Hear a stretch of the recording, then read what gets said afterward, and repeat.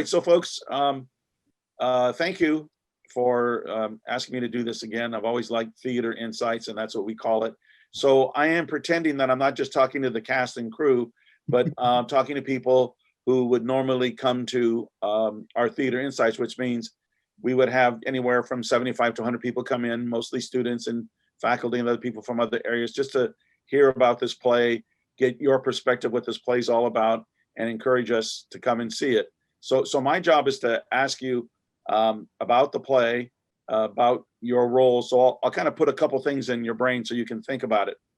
One is I always look at plays like this, and Kathleen, I haven't read the play, which I'm really glad I didn't, because I definitely read it after, because it gives me a fresher approach, I think. Totally. So I look at this as a new work because it's a fairly new piece, right, Kathleen? Yeah. So Yeah. Go ahead.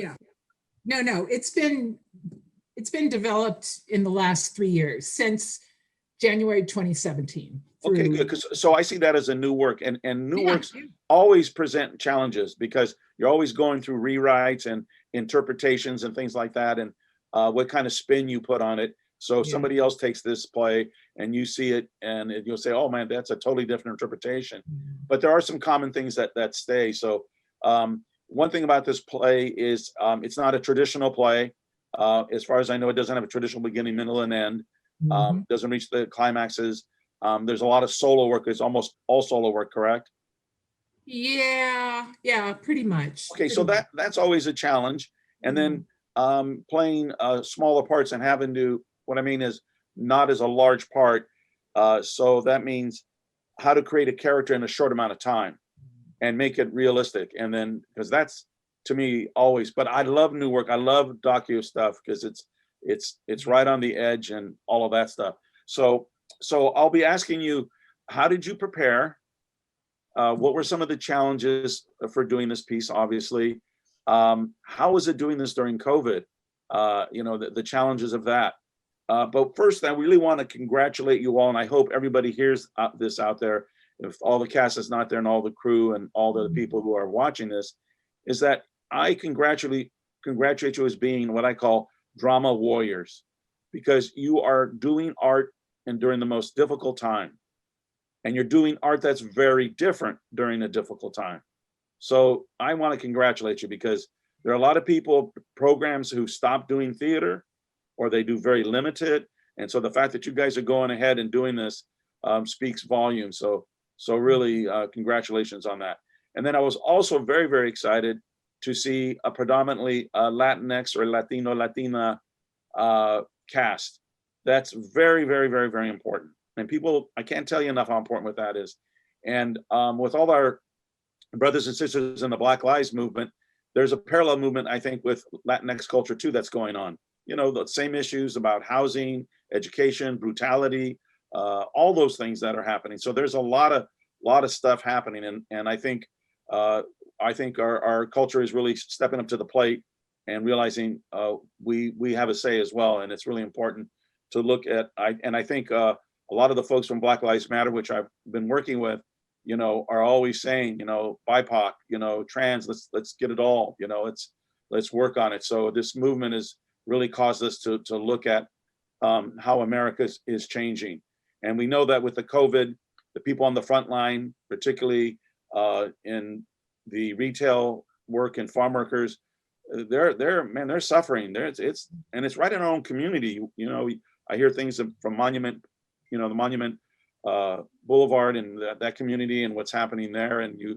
So it's really awful. So, but the fact that, again, you're doing art, and you're doing art that is serving people and trying to make this a better place to live. So my congratulations to you all. Okay. So you're supposed to go like this. You guys supposed to go like this. Okay. All right. Okay, there we go. All right. Come on, be some hipsters here. Okay. So first I'm going to ask Kathleen Normanton is the director, and you also conceived and wrote this as well. Is that correct? Correct. Yeah. Okay. So let's go around and introduce people, and then I'm going to go back to Kathleen and ask her some things about the play, and then we're going to get right to all of you. Okay. And I also want to talk, hopefully some of the tech people are here. I know Angela's here. Who else is here? So Kathleen, can you tell us what the genesis of the play is and how it started, and what inspired you to put this together? Yeah. Yeah. I mean, the genesis, it was the election of 2016 and the election of Donald Trump.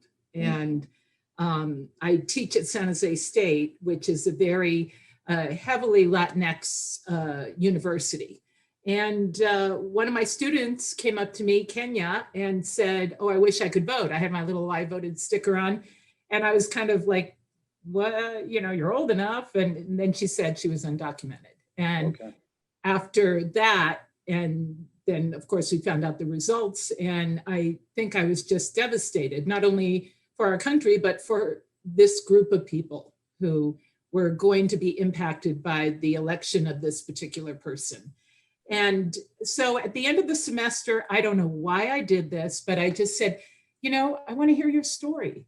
And she said, "Okay." And we met in my office, and I just listened to it. And then I went, "You know, I'd really love to hear other stories." And I started to get in touch with undocumented people all over the university. At one point, my email box was full of 50 emails from undocumented students who wanted to share their story. And I didn't know what it was going to be in the beginning. I just thought, I want to hear these stories. And I ended up spending, you know, at least 100 hours sitting in my office, listening to these stories. And then I got release forms and I taped them. And I said, "I don't know what this is going to be, but I'm a theater, you know, professor. And so I imagine it will be something to do with that." And then I ended up getting some grants at San Jose State University and developing it. We did a reading, a very rough reading in spring 2017. And then December 2018, I did a one-night workshop at the Hammer Theater in their little black box theater.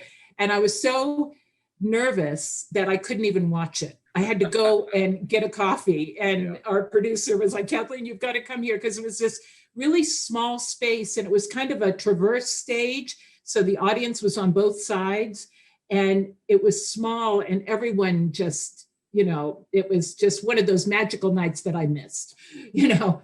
Then we got another grant from the College of Humanities and Arts, and they wanted to do a bigger production at the Hammer Theater, which was the old San Jose Rep Theater. Right. And then Lisa, at the end of last semester, out of the blue said, "Hey, you want to do Dreamer Project here?" And I was like, "I don't know." And she goes, "Oh, yeah, you can do it." And so she kind of threw me to the lines. So yeah, watch out for that woman. And that's kind of a bare bones, you know, idea of where it started. I wanted to make it a documentary style theater, verbatim theater, because I'm not a Latinx person and I didn't want my story to be told. I wanted their story to be told. So I tried to use as much of their own words as possible. And this play, I think, is like 90% their own words. So. Okay, wonderful. And to the audience who will be watching this and who is watching it, this is really important to understand. That's what Theater Insights is all about, is how do we create art? When you have a scripted piece that's already been developed and copyrighted and all that, that's a whole nother issue. So there's a lot of flexibility in creating new work. And people need to understand, you know, a lot of people, when you get a script, thinks, "Oh, this was written in a week and we rehearsed it and then it's already there." And they have no idea how much work it takes to put on a play and how many hours it is. When I first started doing plays and here's the interesting thing, I'm an older guy, but I look very young, thank you. But in the 70s, there was Chicano theater all over the West Coast, you know, particularly in New Mexico, Arizona, Colorado, California, and there were Chicano theaters everywhere. And guess where they came from? They didn't come out of drama programs. They came out of political programs. They came out of social studies. They came out of, you know, even business programs. So most of the students, I was the only student, the grad student, that was Chicano in the theater major. Most of the students were just students who were taking classes and said, "Oh, I'd like to join this group." Yeah. And they put on a lot of plays. And most of the work was original work. or written. I'm sure you're familiar with Teatro Campesino, one of the farm workers theater, and one of the Luis Valdez came from San Jose. yes, and I know him very well. Organization, we gave him a big award about 10 years ago. Yeah, I know Luis. Yeah, amazing artist. And he came from what, chemistry or right? No, he was chemistry and English, and so yeah. And he's too smart for me. He's a very smart guy. So anyway, so it's really important to understand the genesis. So I'm going to try a different question for you folks that are for the cast here. So tell me, why should I come and see this play? I got all kinds of things to do. I want to watch the Queen's Gambit. I want to watch something else. I want to watch, what's the one that makes everybody cry? The Nanny? No, it's the British show of the nurses, and you know what I'm talking about. It's a very popular show. So why would I turn this on? So somebody volunteer. Marlene, is it Marlene? Marlena? Yeah. Oh, so why should I come and see this play? I think, we're talking about all this, what's going around right now, and everybody says it's the political sphere, but it's not. It's really not. It's made political, but it's not. It's human life. And I think one thing that many people forget, because it's so intertwined with our political spheres right now, is that these are real people. I know earlier you used the word character, and how do we prepare for that character? And I hate that word for this thing, because these are not characters. These are people, and we're telling their stories, and we're given the honor to tell their stories. Okay. And I think it's very important to learn their stories, right? And learn it from the heart, and not from this media perspective of the news, and that. And I think it's emotional, it's heartwarming, it's all the things that you would want to see in this theater-y film. So. Okay. So someone else, tell me a kind of a story about this. You're saying, so if I was going to say, I want you to go to see Romeo and Juliet with me, and it's about two star-crossed lovers who come from different sides of the tracks, and they wind up, dying and all this stuff. And so that's a good thing to come and see my show. So somebody tell me a little bit of the story. I know they're all individual stories, but kind of tell me what's the story, so to speak. Leslie, go ahead. Yeah, I think that when I first read this, at least, and when I was able to do the reading before Kathleen cast it, what I got from it, like the overall story, was just how these people can lose everything in a split second if something goes wrong. And after Trump's election, we have lines here and there that are like, I lost my scholarship. Like, this is not permanent. This is all just like, we can lose it all. And these people, like Marlene said, that, they're actually going through all of these things. They're still going through it. And, DACA being restored, that's such a big win for them, and so small to other people who are like citizens and stuff like that. So I think that the overall story is just showing how they have to survive every single day. They have to go out there and work all these long hours. They have to go to school, they have to study, so they don't even have time to just like kind of focus on something else that is not their survival. And so I think that it's kind of like just showing how they have to live, they have to survive, and doing all of that at their age, at this, when I imagine someone who's like 23 or something like that, or in between the ages of 18 and over, they're trying to start their life and figure out who they are. But these people, they need to do that and more. Okay. Can somebody else want to expand on that a little bit about the story? Junie, go ahead, please. Ultimately, that sort of circumstance, because a lot of these stories are very relevant to just every other everyday American, except there's far more circumstances and more stakes when it comes to how an undocumented person can go about it. And specifically this show, it kind of goes into more detail. And that's what stuck out to me a lot when I first read the script, because these were all people our age, and they're very real people. And so when it came to a lot of circumstances that they were telling throughout their stories, they were very real and very relatable to what a lot of us are going through. For example, a lot of it deals with like mental health, which is a very taboo thing in the Latinx community. Yeah, and like in general, it could also come in cases of like domestic violence or those sort of things. Like, and ultimately rounds up to telling stories that aren't told and for very different circumstances. And I don't know the exact statistic, but I do know that a lot of crime or like a lot of abuse or like domestic violence issues are very much underreported by undocumented people out of fear of having an issue with the law or having an issue with immigration. And so ultimately, there's a lot of stakes that I feel like the show explores, and oftentimes they just go untold for various different reasons. And it oftentimes just has to do with the circumstances. Being undocumented is just something that weighs them down with it. Okay, let's talk about the words undocumented, illegal, alien, all those terms. I'm sure you guys expanded on that. So can someone tell me how to explain that to somebody who doesn't know that? I mean, there are a lot of people walking around the United States who don't have any idea what undocumented means, or to be an illegal alien, or all of those kinds of terms. And you'll be surprised. And I have been surprised in my classes when I jokingly said, something about undocumented, and then later 3 students came in to me and say, I'm undocumented. And I said, oh my God, I didn't realize that.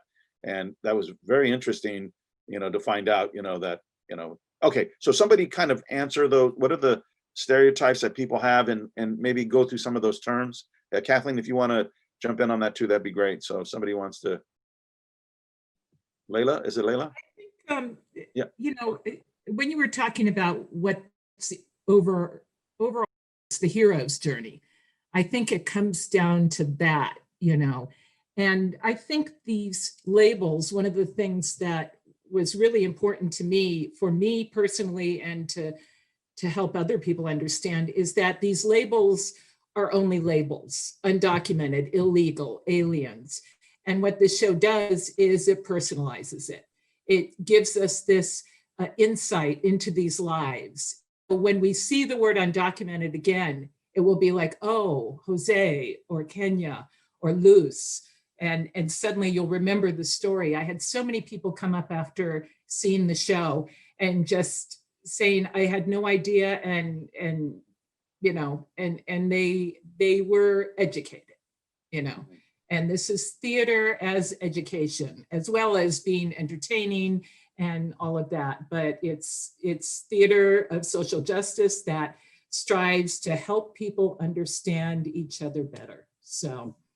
Okay, does anybody else want to chime in on that, on the stereotypical, when people hear the thing undocumented, what does that mean? And how would you describe that too? I mean, just literally. Go ahead, Layla, go ahead. I would have to describe it as just seeing someone as illegal is just not really empathizing with these people's stories. There is a question in the play that the dreamers are asked, and the question is, why would your parents risk your lives to come here? Mm-hmm. And well, as we would discuss the work throughout rehearsals, and it was said that, to make this much of a trek, this much effort, this much risk to cross the border and start a new life here, your homeland, of course you love it, but it could be pretty dire circumstances where you can't survive there or provide the best life for your children there. And it teaches, like Kathleen mentioned, it's so wonderful to give these people their names, their stories, because people connect to that more. And it's more than just seeing statistics. It's seeing that this is a person, this is what they went through, and this is how they overcame their obstacles, or how they're going to overcome their ongoing obstacles. Okay, so let's go around and talk about the character. You all play single characters. Nobody's double cast. Is that correct? Okay, so let's see, Anthony, tell us of the character you're playing and some of the challenges that you're playing with this character. I don't want you to tell too much about the character because I want people to be excited and see it, when they get there. But tell us a bit about this character. And I know, Marlene, you don't like the word character. Please be nice to me, okay? But in theater, we kind of have to use that term, and because you're not doing an impression of that person either. That's a different kind of thing, right? You're trying to fully embody that character. Is that correct? Okay, so in this case, but I understand what you meant about character because it may not apply in this way. But anyway, Anthony, how about? So the character I play is Daniel. And I guess a little bit about him without giving too much information is that he's had a lot of struggle with family and gang and cartel violence and how that's impacted his family and him and kind of the regrets he carries with that. Because like once you lose people that are dear to you, the little things like, you know, not going to pick them up at the airport can kind of haunt in your mind.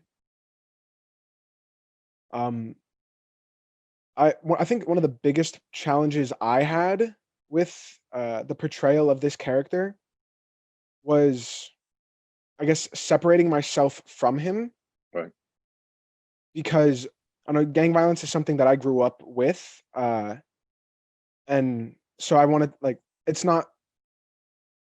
it was hard to get into it while also separating myself from it. I think that was the biggest challenge for me. Okay, good. Is the character your age, around your age range? Yeah. Okay, good. You know, I think one of the biggest challenges as an actor, particularly college students, is to play college students or play people in your own age range, right? I think that is the hugest challenge. Like I say, okay, I need somebody to act like a 23-year-old college student who may be Chicano, who comes from this. So how do you do that? And you say, oh, I am that. But then it's not that easy, right? Okay. Luis Maya, do you want to tell us who you're playing and a little bit about? Yeah, my character's name is Jorge. From what I definitely got from my character, it's a lot about growing up in a lot. He speaks a lot about his childhood, a lot from his childhood. So I don't want to say it's like a loss of innocence, but it's definitely from a child going through adult issues. Especially when we speak about the crossing part, and that one definitely impacts me the most because I feel that's almost like what a soldier has to do. What a soldier has to do to go through war is cross to another border and get ready to invade. But this isn't an invasion. This is just getting away from a difficult life, looking for refuge in a different country. And for a 12-year-old to go through, or no, excuse me, an even younger age to go through such a thing is very difficult, And another story, I guess, when it comes down also to the gang violence, because just like Anthony, I grew up around gangs and almost in like the same type of community, and it wasn't too difficult to try to take that in because I've seen stuff like that. I've seen people pull guns out of people. I remember a few things I don't want to go into, but I've seen stuff like that, and it's like I get it. It's so heartbreaking, and then you have that fear, and then you have the fear of I can lose all this and go back to an even harsher reality. Mhm. And it was something like that was it's just kind of hard. No, you're very articulate. I understand what you're saying. But let me ask a little deeper question. Is there anything that you prepared yourself, like research? You read something, or you saw a movie or a poem or something that said, wow, this helps me get into character. I know for me, when I was acting, and most of my work in my adult life as a theater person has mostly been directing, but I used to do a lot of acting. And I would really have, I could put on a song or something, or I do a particular exercise that would just get me focused and get me in the groove so that I could attempt this character. Because like you said, you have to, as Anthony was saying, you have to separate yourself. But there's something that you might want to share with them if it's not too personal, Luis? That would help me focus it. I'm not sure because it's besides the college part, a lot of the stuff that he's been and the crossing part, a lot of the stuff I can relate to. That's why. And it's like I think when Kathleen asked me which character did you want, I gravitated straight to Jorge's character because that's, and I mean, what would help me, I guess, get into character is, I guess when reading his stuff, it just felt too familiar. It Okay. just felt way too familiar. So that's good. And that's what I was saying, that you really opened yourself up because you could relate to the character. There are a lot of times, you all who've been other plays, I know Leslie particularly, and I know Junie, their work and seeing what they've done, you don't have any experience of that character, and it's so hard. You have to really work at it. I remember once I was playing this maniacal character that does this bloody scream at the end of the play, and it's just god awful. And I'm not a screamer. And it took me so long. I said, I can't scream like that. That's too crazy. He goes, no, it's in the script. You got to do it. You got to go nuts. And so finally I just let go. And then one time I did it when I was in college in a dorm, or in a housing, and the people pounded on my door. They thought I was getting attacked, so I guess I did it pretty good. Okay. Somebody else here. Let's, Luis Coroza, please let us know about who you're playing and challenges there. Yes, the person that I portray in the Dreamer Project his name is Edgar. And so a little bit about him. He came to the United States when he was about 12 years old. So a lot of the things that I love his stories, and a lot of the things that he has to say, he's able to remember and explain quite vividly. And he has a lot to say. And a lot of the things that he believes in, the way that he kind of like hold himself, sometimes is a little bit conflicting. So for me personally, I found it both like refreshing to relate to him in some ways, but also difficult to relate to him because he's a very complex person. Mm-hmm. So yeah, no, I think Edgar as a person is very incredible. I think that what he has to offer is a lot, and he has a lot of momentum that he builds throughout the entirety of the project. So yeah. So he grows throughout the play. We see different sides of him. Is that what you're saying? Yeah, you do see different sides of him. You see him a little bit more timid, and then you see him a little bit more assertive at times. So it's very interesting. And then I think one thing that Kathleen had us do at the beginning of the production was to listen to some interviews from all of our characters. Okay. I'm sure she can give you more insight on that. No, I was gonna ask about that. Because the rehearsal process, I'm a little different, right? She just didn't say, "All right, get your lines down, or else I'm gonna slap you around here." I don't think she said that, right? Okay. Right. Oh, but I did. Yes. All righty. Okay, let's see. Marlene, tell us a little about who you're playing and some of the challenges again. Right. So who I'm playing in the story that I'm telling is of Cynthia. And I think, Cynthia, she herself and her character is she's sure of herself, but she's also not. And I know that's like a weird juxtaposition. But it's a lot of her and her character and her story is that she is in this in-between without being in this in-between. She was brought over to the United States at a very young age, not even a year old yet, and, has grown up in the American society while also living at home with, her Mexican family. And it's this hard, I'm American, I'm also Mexican, where do I fit in, and then she meets these people, and it's like they're all telling their stories of like, oh, I remember my crossing or other things, and she's like, I don't, I can't, all I know is what my mom or dad has told me.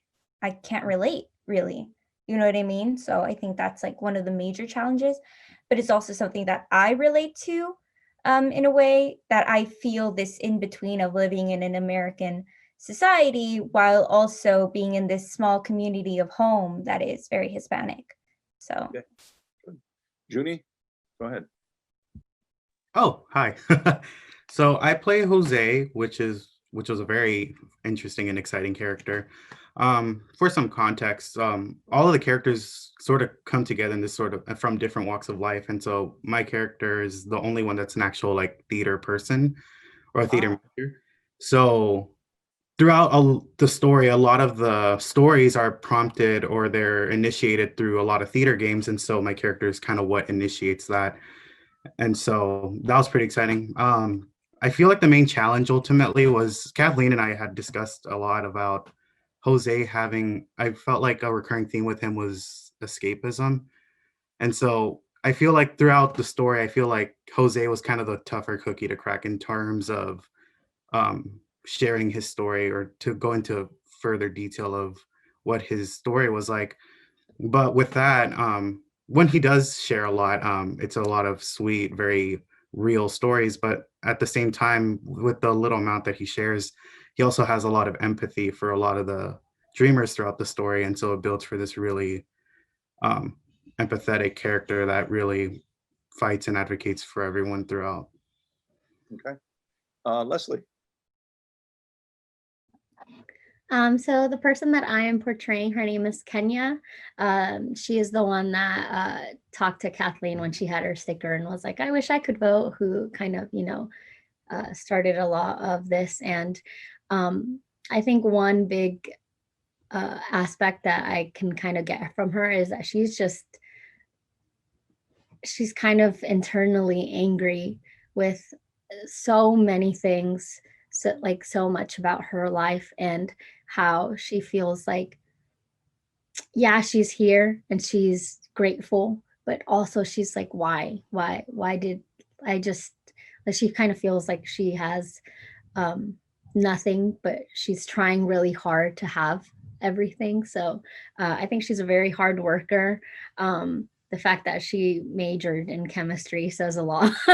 And so I think she also has that issue of, I know who I am, but I also don't, because she kind of had to go through a lot growing up, being around, to not give a lot, but like abuse and stuff like that, having to witness it, having to be on her own after being around her. Because a lot of Hispanic Latino families, they are very tight knit, but then you have the rare cases of those families who are not, who are like, yeah, you're on your own. And that's kind of what Kenya had to go through.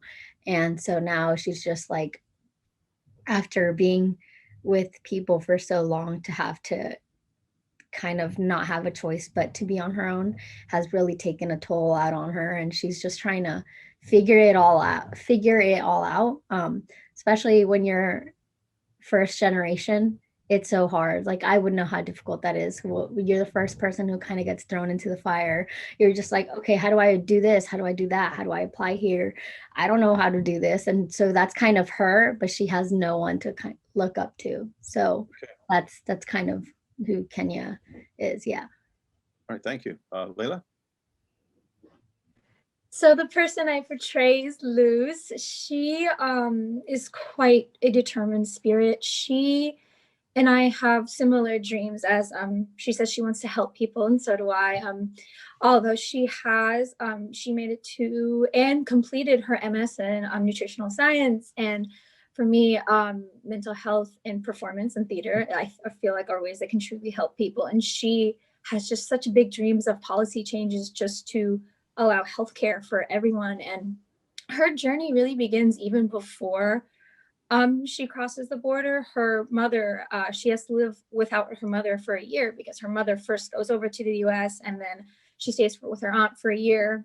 And so while listening to her interview, I did the math, and for 1 year, essentially, she basically only had 48 hours in total in 1 year to talk to her mom on the phone. Oh my God.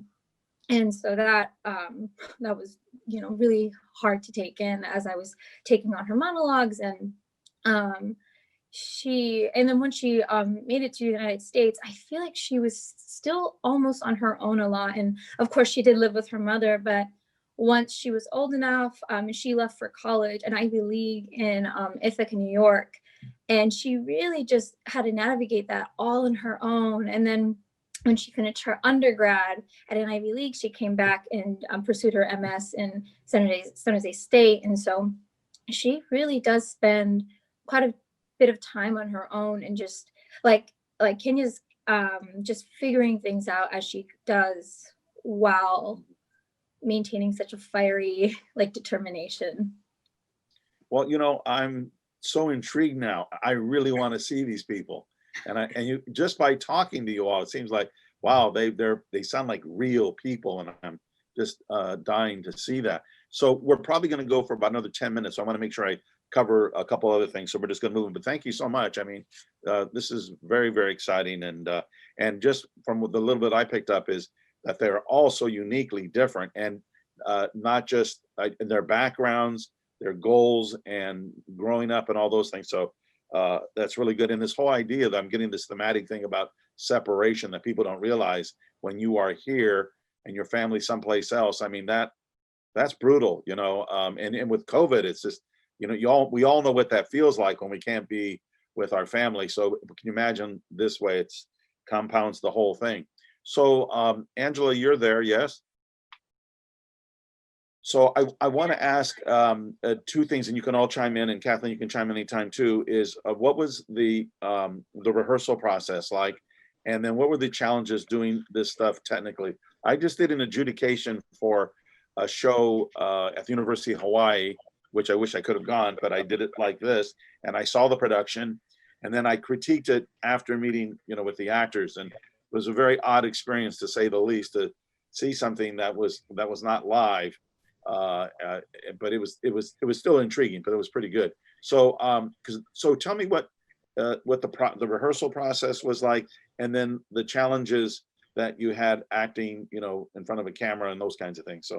So Kathy, you want to talk about how you did the rehearsals? Yeah, I think that I didn't want it to be a filmed theater performance. Right. Right. So when you know we got on, I got a great guy that I knew, Michael Jarrett, who's just graduated maybe a year ago from San Jose State in the film department, and he had filmed the workshop production of Dreamer Project, and he knew it really well. So he was the first one I thought of, and I said I wanted to be kind of this hybrid. I wanted to acknowledge our current reality, you know, being on Zoom, you know, in this reality, but I also wanted to use film in an interesting way. So that's kind of what it's become. You know, Scott Hayden calls it this hybrid project. It's Right. not a play, it's not a film, it's just something in between. And, you know, at this point, I don't even know what it's going to be. You know, I guess I have Right. to see the output. But, you know, I think I wanted to start with more of a traditional rehearsal process, just to give the actors that experience. Right. But, you know, then once we started filming, we had to kind of shift gears. And I know the actors can talk more about that from their own personal experience. Okay, Angela, what, as a stage manager, what was the challenges for you trying to organize all this stuff? Yeah, I think the biggest thing was kind of adhering to everyone's schedules. Yes. And also making sure that we were safely following COVID guidelines. So I think that was the biggest challenge to kind of figure out, but everything went very smoothly, and we had a very intense month of filming, and I kind of just want to thank everyone for getting through that. We were there days on end throughout the week, and the actors can talk a little bit more about that. So how do you keep this live then? When I guess I don't want to know all the secrets, but when you filmed it live, and you're not doing internal edits, right? Where you're doing voiceovers later and post-op and all that kind of stuff. Post-production, I mean, I'm sorry. You're not doing post-production, you're Yeah, we are. okay. You know, but a lot of the core stories are filmed, you know, we won't mess with those. But Okay, there are okay. moments that transition into different parts, and we have kind of a fictional framework of this classroom. That Okay. these people who did not, a couple of them knew each other. Ariadna, Kenya, Flory know each other, but they don't know each other. But Okay. when I worked on it last time, I worked with a dramaturg out of New York City, Candido Tirado, who's Puerto Rican American, and he kind of said, I think it needs a frame. And so that's kind of what we ended up with. But Okay. the stories themselves are going to remain kind of what we filmed. Now we filmed different takes. Sure. So that, might, the actors might not know what take we're going to use, at the end, but. Oh, that's kind of exciting though. Yeah. Yeah. That makes it live for them too. Oh, that's the first time Right. I'm seeing this too. Yeah. So are there any duets where people are talking to each other? Mhm. Okay, I don't Yeah, want to know we too much, kind but I'm just wondering about that. Yeah. Are they in the same room as well? Yeah. Okay, all right. Yeah. One of the productions I just saw, they had the actors like in a dining room, and the Uh-huh. father was at one end of the table and the daughter was at the end of the table, but they were not there at the same time. Wow. And then they had to Wow. film them as if they were looking profile, talking to each other. Right. And that was wow. And I kind of knew that, kind of didn't know. Then I asked them and they said, yeah, that's what they had to do. And that was really hard to be talking to somebody who's not there. Yeah. Even though they're listening auditorily to the dialogue because they had somebody recording it or something like that. That was Right. a strange thing. So I mean, it must pose things. So what were the challenges for you actors about working under, this moving image? I say. Go ahead, Anthony.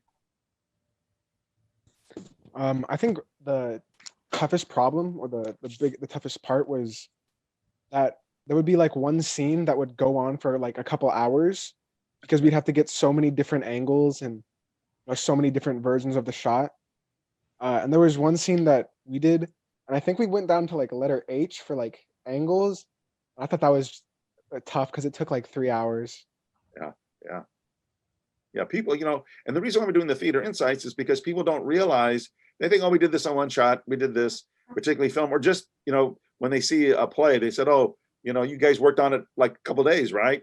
No, we worked on it for 5 months, and it was a big challenge. Marlene, you had a hand up there. Yeah, I think the hardest part, at least for me and other actors who are kind of new to the college acting scene, especially with the now weird hybrid films thing. Sure. It was acting on camera, especially. I know that sounds so bizarre, like that should be a thing, but especially for close-ups, it was like right in your face, and it's so hard to have like a meaningful monologue when there's like a camera right pressing on your cheek, and it was a new thing to adapt to. It was a great experience to learn, though. Yeah. Well, theater and film, that's a challenge, and going from going from stage to film and TV. And if you notice in TV, they always have them standing like this close together, because of the camera stuff, and nobody stands like that unless you're Latino or something, or you're in people's face. All right. But anyway, Junie, you were going to say something.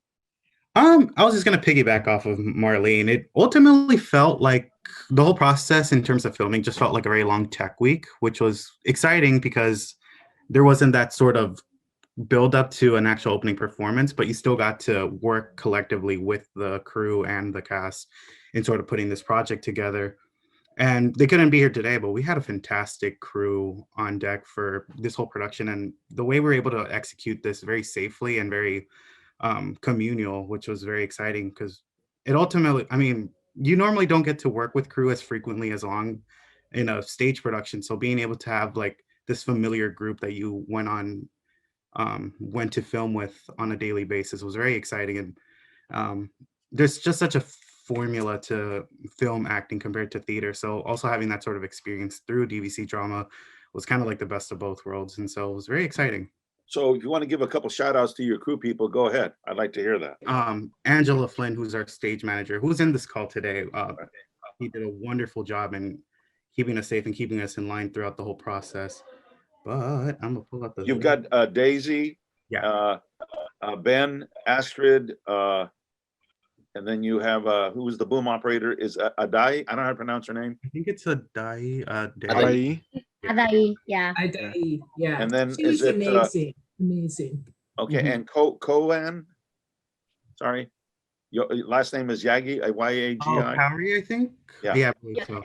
The grip. Okay, so it's important to that's why we do Theater Insights, is to let people know how many hands it takes to put together a village. Yes, that Absolutely. it takes a lot of folks, and we never get to see those people. And I'm sorry they're not here, because I think it's really important that they get recognized, because that's so much work, and they put as a lot of the same work as you guys do. They're there all during the rehearsal and after, and I listen. I had to do a big part of tech in my master's degree, which I absolutely hated, but they made, and I was a MFA in acting and directing, and they made us do a lot of tech stuff, and I really just hated it.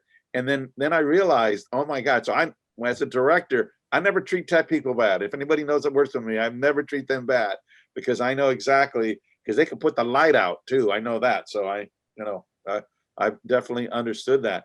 So we've got about 2 minutes to wrap up. Is there anything, one last thing that you want to say to people? Let me frame it this way. Is there one you want to say why you ought to come and see this? And a lot of you are being selfless. You're not saying come and see me, like Leslie would say, come and see me because I'm so beautiful, all right? But you're not saying that. So, but would you kind of just tell me really quickly, let's go around very quickly, just say, this is why you ought to come and see this. Anthony, go ahead. I think people should come see this production because they're real stories of people around you that, like, you might not know that these people are going through these things. Okay. And I'm sure that almost everyone who's going to see it, or everyone has someone in their life who's going through something that they don't know. Okay. And I think it's just nice to get that perspective. All righty. Somebody else. Go ahead, Junie.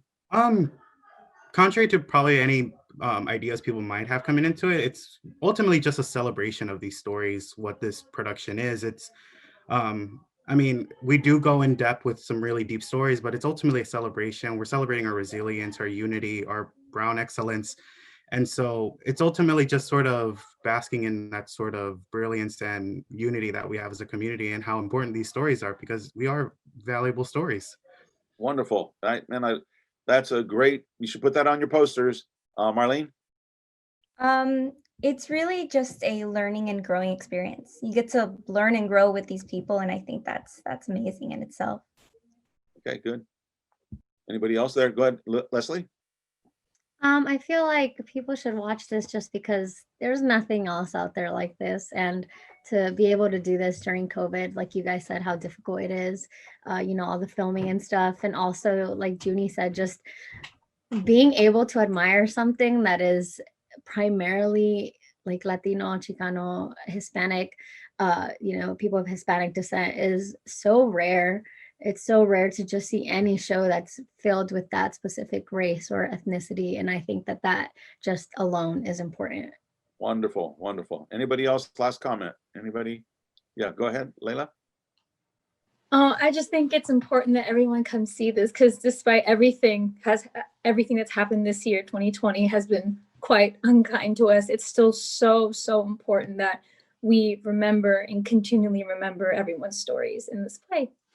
Well, I think that is the most apropos way to end this discussion. So for all the folks who are out there in theater land, make sure you get your tickets, because this costs money and it helps fund our programs and makes things move. And this was not an inexpensive venture to do. So please come and see this. I know it starts in mid-January, I think, and this will be posted on Facebook and other places to see it. So I strongly recommend you folks coming. I really want to thank you all, Kathleen, the whole cast, all the crew, Angela, everybody. Thank you. And I am intrigued, and I like that. When I come to these things, sometimes I'm not sure if I want to go see that, right?